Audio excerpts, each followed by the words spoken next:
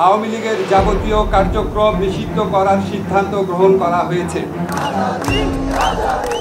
২৪-এর ৫ আগস্টের পর নিষিদ্ধ হয় আওয়ামী লীগের কার্যক্রম।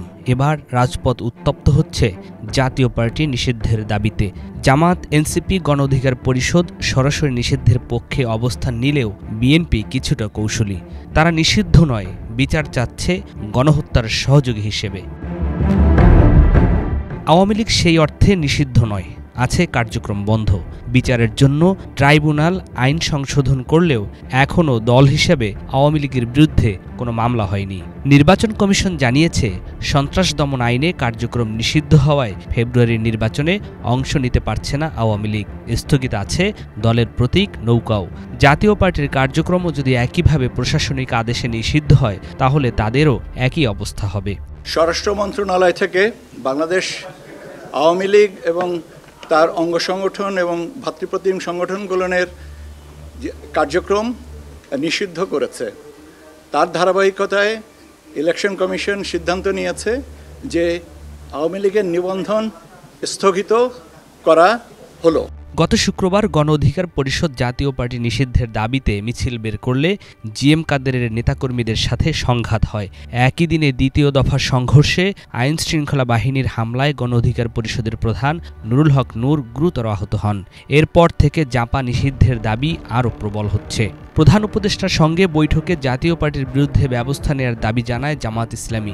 এনসিপি সরাসরি নিষিদ্ধের দাবিতে অটল। গণ অধিকার পরিষদ মাঠে আছে। বিএনপি সরাসরি নিষিদ্ধ না চেয়ে বিচারের মাধ্যমে ব্যবস্থা নেওয়ার কথা বলেছে। নিষিদ্ধের পক্ষে অবস্থান নিয়ে রাজনৈতিক দলের নেতারা বলছেন, জাতীয় পার্টির মাধ্যমে আওয়ামী লীগকে পুনর্বাসনের প্রক্রিয়া চলছে। ৯০-এর পরাজিত শক্তি তারা।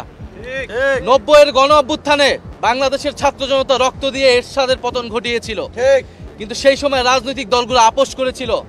ফলে ত্রিদলীয় জোটের রূপরেখা ব্যর্থ হয়েছিল এবং এরশাদকে আবার পুনর্বাসনের জায়গা করে দিয়ে যেই ভুল রাজনৈতিক দলগুলো করেছিল, বাংলাদেশের জনগণের সাথে যেই বেইমানি তারা করেছিল, ২৪-এর গণ অভ্যুত্থানের পরে আমরা সেই সুযোগ দিব না।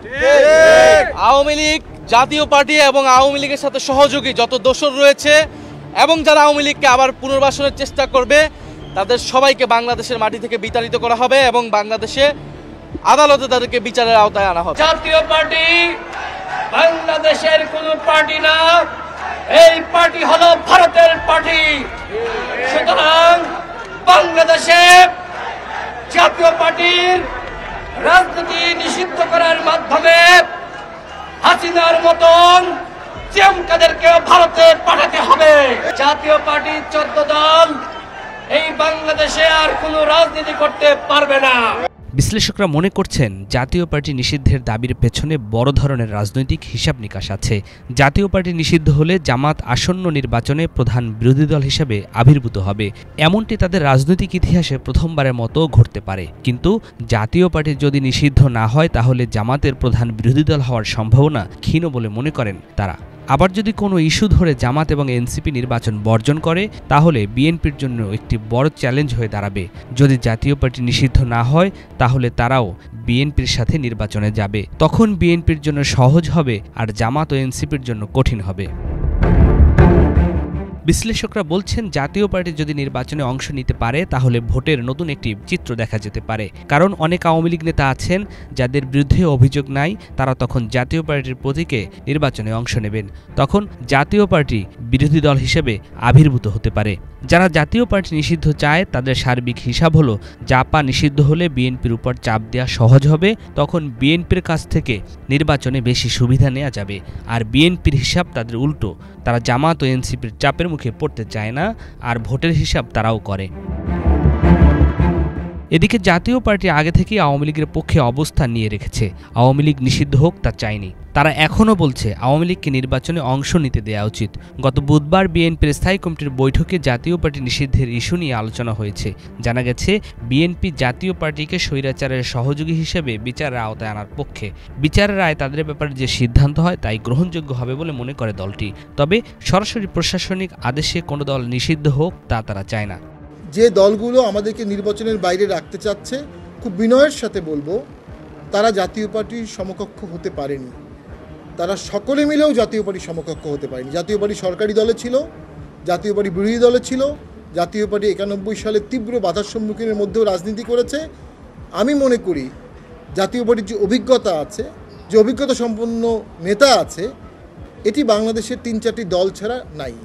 আর জাতীয় পার্টি ভোটে গেলে অনেক ছোট দল অনুভব করছে তাদের ভোটের হিসাব নিকাশ তাদের পক্ষে নাও যেতে পারে। সে কারণে জাতীয় পার্টিকে নির্বাচন থেকে বাইরে রাখা নির্বাচনকে বানচাল করার একটা প্রক্রিয়া হিসেবে আমি দেখছি।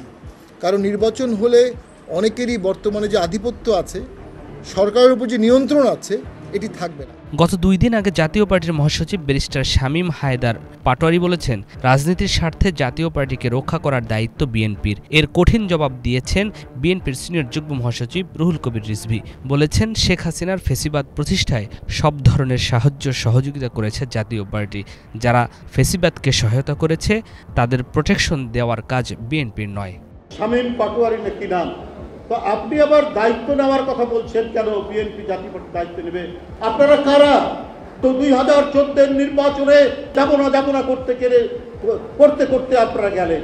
2024 সালের আগে আমি আগেও বলেছি যে জিএম কাদের সাহেব তিনি ইন্ডিয়া গেলেন।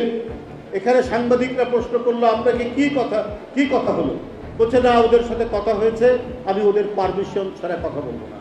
এই দল জাতীয় পার্টি ভারতের কোন রাজনৈতিক দল না বাংলাদেশের রাজনৈতিক দল? এই আপনাদের মেরুদণ্ড, এই আপনাদের নীতি, এই আপনাদের আদর্শ। জাতীয় পার্টি নিষিদ্ধের দাবি ওঠার পর আবারও দলটির মহাসচিব শামীম হায়দার পাটোয়ারি আওয়ামী লীগের পক্ষে অবস্থান নিয়ে বলেন, আওয়ামী লীগের যারা অপরাধ করেছে তাদের বিচার তারাও চায়, কিন্তু যারা অপরাধে যুক্ত নয় তাদের নির্বাচনে অংশ নেওয়ার সুযোগ দেওয়া উচিত। আর 2024-এর 7 জানুয়ারি নির্বাচনে অংশ নেয় কেউ যদি কষ্ট পেয়ে থাকেন তার জন্য ক্ষমাও চান। বলেন, তাদের পার্টির চেয়ারম্যানও ক্ষমা চেয়েছেন। নিয়াজ মখদুম, বাংলা ভিশন, ঢাকা।